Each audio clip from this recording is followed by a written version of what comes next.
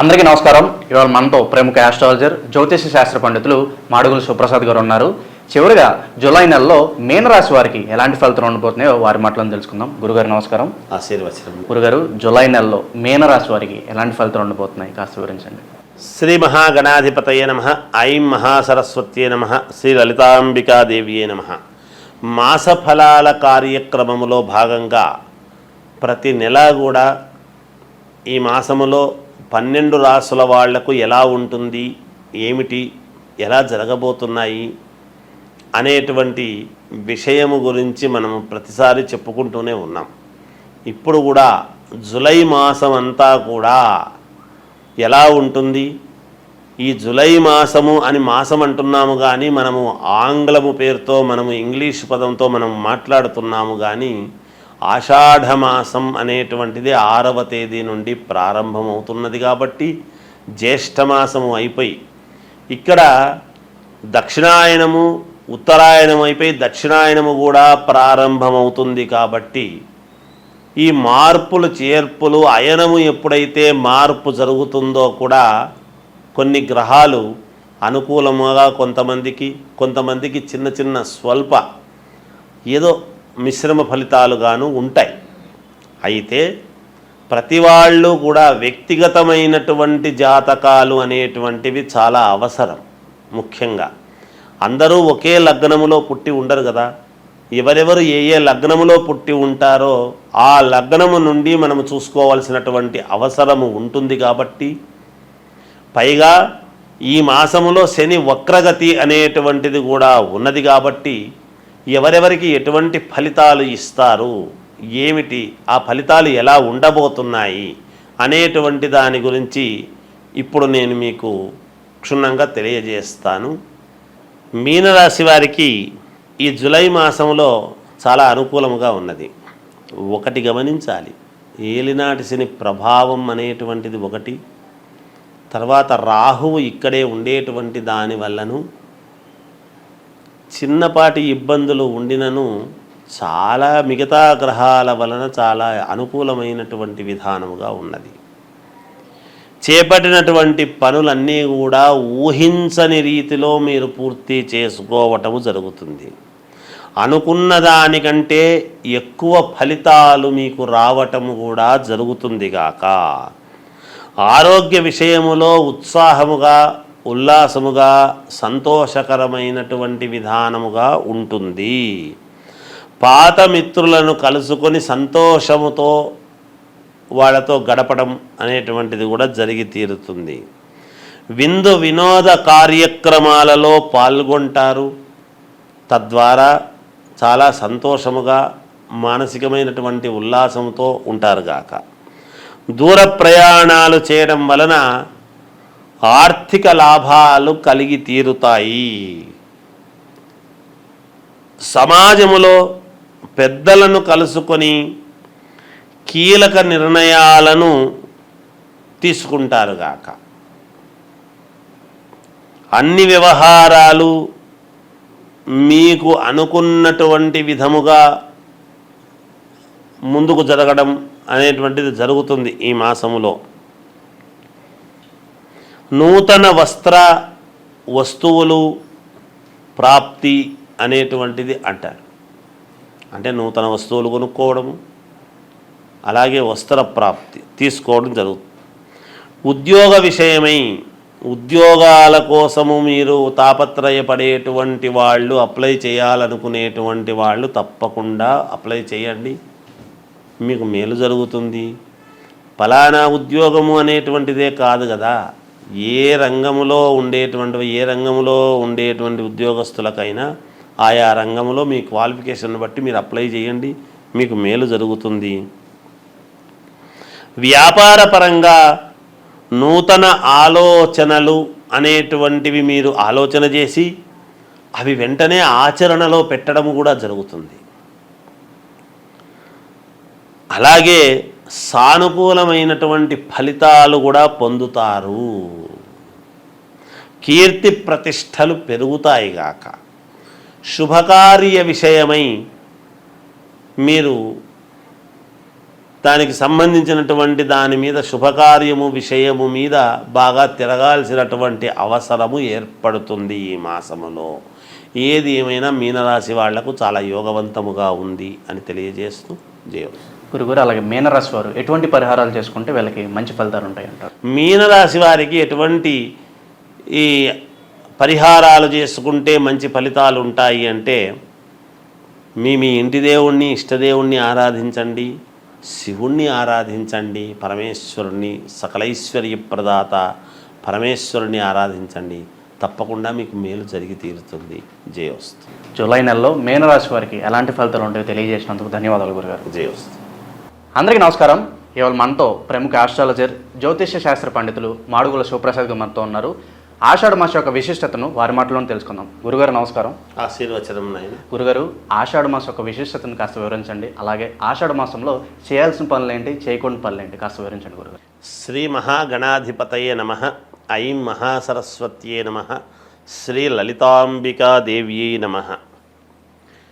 ఆషాఢమాసము యొక్క విశిష్టత ఏమిటి, ఆషాఢమాసములో చేసుకోవాల్సినటువంటి పనులు ఏమిటి, చేసుకోకూడనివి ఏమిటి అనేటువంటివి సరే ఎంత తెలిసినా ఏదో ఒక అనుమానము, మానవులము సహజము కదా. ప్రతిదీ కూడా మనము సందేహము అనేటువంటిది వచ్చినప్పుడు తెలుసుకోవాలి అనేటువంటి దాంతో అడుగుతూ ఉంటారు. సర్వమానవాళికి తెలిసే విధముగా చెప్పటము మా వంతు కర్తవ్యముగా భావించి తెలియజేస్తూ ఉంటాం. ఆషాఢమాసం అనంగానే ఆషాఢమాసం వస్తుంది కదా, శుభకార్యాలు చేసుకోవటానికి అవకాశము ఉండదు అనేటువంటిది అందరికీ తెలిసిన విషయం. అంటే వివాహాలు, గృహప్రవేశాలు, శంకుస్థాపనలు, మామూలుగా పండితులు వీళ్ళు బ్రాహ్మలు అనేటప్పటికీ ఉపనయన కార్యక్రమాలు, ఒడుగు అంటాం. అలా ఇక్కడ తెలంగాణ భాష వడకలగ్నం అని ఏదో అంటాం. అలా ఉపనయన కార్యక్రమాలు కానీ, శంకుస్థాపనలు, భూమి పూజలు కానీ, ఏదైనా ఒక కొత్త వ్యాపారము ప్రారంభించాలి, చెయ్యాలి అని అనుకుంటే అవన్నీ ఆషాఢమాసము కదా నాయన, ఈ మాసము కాస్త ఆగి చేసుకోవచ్చు కదా అని ఇలాంటివన్నీ కూడా చెబుతూ ఉంటాం. సరే, ఎవరైనా కాన్పులైనారు అనేటప్పటికీ మరి పుణ్యపురుడు కాబట్టి ఇంట్లో పుణ్యాహవాచనము ఇట్లాంటివి ఇవి చేసుకోవచ్చు. ఆషాఢమాసములో చేసుకోకూడనివి అంటే శుభకార్యాలు ఏవి తలపెట్టేదానికి ఉండదు. అయితే ముందుగా ఎవరైనా పెళ్లి సంబంధాలు మాట్లాడుకున్న వాళ్ళు కానీ, వాళ్ళ ఇంటికి రావడము, వీళ్ళింటికి పోవడము, ఇటువంటివి ఏమో మామూలుగా సందర్భాన్ని బట్టి చేసుకోవచ్చు. ముందే మాట్లాడుంటారు కాబట్టి వాటికి ఏమీ ఇబ్బంది ఉండదు. ఎందుకంటే వివాహం అనేటువంటిది ఎలాగో శ్రావణ మాసము తర్వాతను పెట్టుకుంటారు మంచి రోజు చూసి. వచ్చిపోవడాలు, రాకపోకలు అనేటువంటివి సహజము కాబట్టి రెగ్యులర్గా జరిగేటివి జరుగుతూ ఉంటాయి. వెళ్ళవచ్చును, రావచ్చు. అదొక మార్గం. ఇక ఆషాఢమాసము చేసుకోవాల్సినటువంటివి ఏమిటి?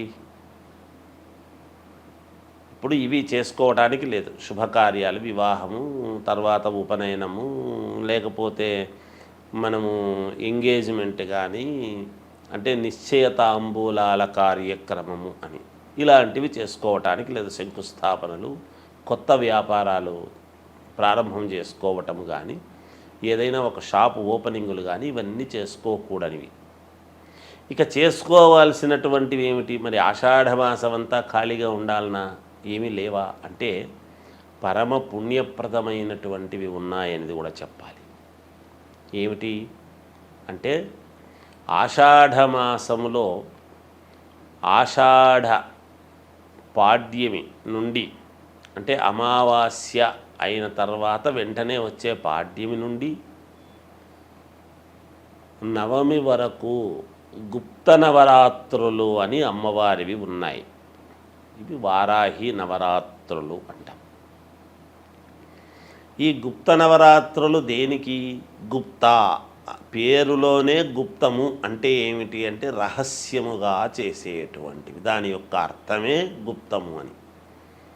రహస్యంగా ఎందుకు చేయాలి అంటే అందరి యొక్క దృష్టి పడటం అనేటువంటిది మంచిది కాదు కాబట్టి. కొన్ని పూజలు అందరికీ తెలిసేట్టుగా చేస్తాం. ఈ గుప్త నవరాత్రులు అని ఎప్పుడైతే రాత్రి శబ్దముతో మనము మాట్లాడుతూ ఉన్నామో ఇవి సంవత్సరానికి ఎప్పుడు కూడా మామూలుగా ఉగాది పండుగ సమయంలోను, ఇలాంటి ఆషాఢమాస సమయంలోను, తర్వాత శారదా శరన్నవరాత్రోత్సవాలు అని ఇలా వస్తూ ఉంటాయి. మనకందరికీ దసరా పండుగలు మాత్రమే ప్రాచుర్యం, అందరికీ కూడా తెలిసినటువంటిది. మిగతాటివి కాదా అంటే ఇవి కూడా ఉన్నాయి. ఇది రైతులకు చాలా ముఖ్యమైనటువంటివి ఈ గుప్త నవరాత్రులు అనేటువంటివి. ఏమిటి రైతులకు? ఎందువలన అంటే వరాహలక్ష్మీదేవి అంటాం. వారాహి అమ్మవారి యొక్క ఇది అయితే ఇవి భూములకు సంబంధించి ఎప్పుడైతే మనము చేస్తూ ఉంటామో, ఏవైనా భూమి తకరారులు ఉండినా, మంచి పంటలు పండాలి అని అనుకునేటువంటి వాళ్లకు మన ఇంట్లో ఎటువంటి కలతలు లేకుండా సస్యశ్యామలముగా నిత్య కళ్యాణం పచ్చతోరణములాగా ఇల్లు ఎప్పుడూ కూడా కళకళలాడుతూ ఉండాలి అని అంటే కానీ ఈ పూజలు చేస్తూ ఉంటారు. ముఖ్యంగా రైతులు భూములకు చేసేటువంటి పూజలు ఏమిటి? ఈ నవరాత్రులు ప్రతిరోజు కూడా భూమిని పూజ చేస్తూ దశమి రోజు అనేటువంటిది ఒకటి ఉంటుంది. తర్వాత వచ్చేటువంటి ఏకాదశి, ఇత్తనాల ఏకాదశి, ఆషాఢ శుద్ధ ఏకాదశి, తొలి ఏకాదశి అని వస్తున్నది. రైతులకు చాలా ప్రాముఖ్యత కలిగినటువంటిది. ఈ దశమి నాడు ఈ నవరాత్రులు ఎప్పుడైతే అమ్మవారిని భూమిని మనము పూజ చేస్తూ ఉంటామో, మరి పంచభూతాలలో ఒకటి అయినటువంటి భూమాతను ఎప్పుడైతే మనము నమ్ముకొని కదా ప్రతి రైతు కూడా పూజ చేస్తాడో, ఆకాశము కరుణించి వర్షాన్ని ఇవ్వటం అనేటువంటిది దశమి నాడు జరుగుతుంది. ఈ చేసినటువంటి పూజలకు చాలా సంతోషించి ఎప్పుడైతే దశమి రోజు ముందు రోజు వానలు కురుస్తాయో, తొలకరి వానలు అని చినుకులు పడతాయో, మరుసటి రోజు సేద్యము చేసుకొని ఇత్తనాలు వేసుకోవటానికి రైతు ఇలా ఆకాశం వైపు చూస్తూ ఎప్పుడు కరుణిస్తుందా అనేటువంటి ఇది చూస్తూ ఉంటాడు. రైతులకు చాలా విశేషమైనటువంటిది, పుణ్యప్రదమైనటువంటి మాసము ఈ ఆషాఢ మాసము. రైతులకు చాలా ముఖ్యము అని అంటున్నాము అంటే మనందరికీ రైతు ముఖ్యము కదా. అన్నము అనేటువంటిది, రైతు అనేటువంటి వాడు లేకపోతే అన్నం ఎక్కడి నుంచి వస్తుంది? మనకు ఏ పంట రావటం కష్టమే. అందువలన అలా పంటలు పండించేటువంటి రైతులు చాలా సంతోషంగా ఉండటానికి ఈ ఆషాఢ మాసము అనేటువంటిది చాలా ముఖ్యమైనటువంటి మాసము. ఒక రకంగా రైతులకు చాలా పుణ్యప్రదమైనటువంటి ఇవి వస్తూ ఉన్నాయి అనేటువంటిది తెలియజేస్తూ జయోస్తు. ఆషాఢ మాసం యొక్క విశిష్టత, అలాగే ఆషాఢ మాసంలో చేయాల్సిన పనులు, చేయకూడని పనులు వివరించినందుకు ధన్యవాదాలు గురుగారు. జయోస్తు.